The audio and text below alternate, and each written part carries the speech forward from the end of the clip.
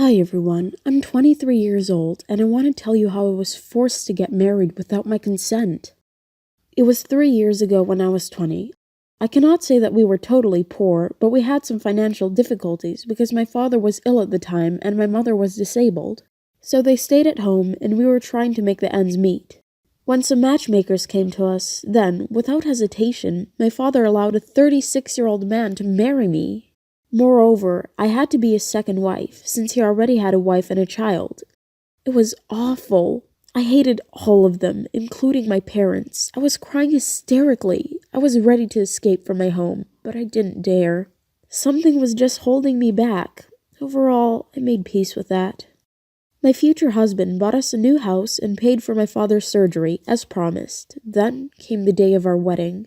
There was only one person with him, his friend, and both of them were so sad as if it was me who forced them to marry. On the same day, we flew to the city where his first family lived. My husband took me to a cozy apartment and said something that surprised me and pleased me at the same time. He said that he was not going to sleep with me, but would entertain me and support me financially.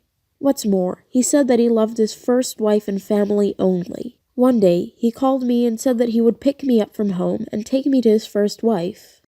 I am a quite attractive girl with long dark hair, and, of course, I did my best to look perfect for that evening. A tall woman opened the door. She also had dark hair, but her face was pale.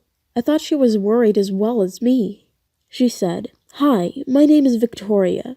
Then she led me to the hall where I saw a 4-year-old boy at the dinner table. He looked at me and began to clap his hands, saying, "You have finally come, and now we can eat the cake." We all sat at the table and were drinking tea with the cake. Before I left, Victoria asked me to come to them 3 times a week to look after the boy. I wasn't eager to do that because I was still angry at them. However, I agreed. The boy turned out to be a smart and friendly child. Within 2 weeks, I started to miss him and was looking forward to our next meeting. Usually when I came for him, Victoria wasn't at home. I took the boy for a walk. Sometimes the so-called husband went to a zoo or circus with us.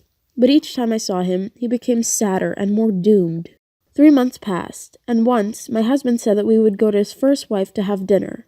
Here we came, and the door was opened by Victoria again, but this time she didn't look good. She had lost weight, and her face became even paler. I was surprised. After having tea, she invited me to have a talk with her in the next room. She said something that was really shocking for me. Victoria was terminally ill. She had asked her husband to find a second wife for himself so that this woman could be a good mother to their son after her death. Honestly speaking, I was ashamed of those feelings of anger and hatred that I had before. I apologized for thinking so badly about their family. After a short time, Victoria passed away. 3 years have passed since then, and tomorrow our son will go to the 1st grade. We, with our 1-year-old daughter, will go there too. I will tell them, for sure, that his mother Victoria is watching him from the heavens, and that she is very proud of him. Thank you for watching and listening to my story. Don't forget to subscribe, give likes, and set the bell to ring.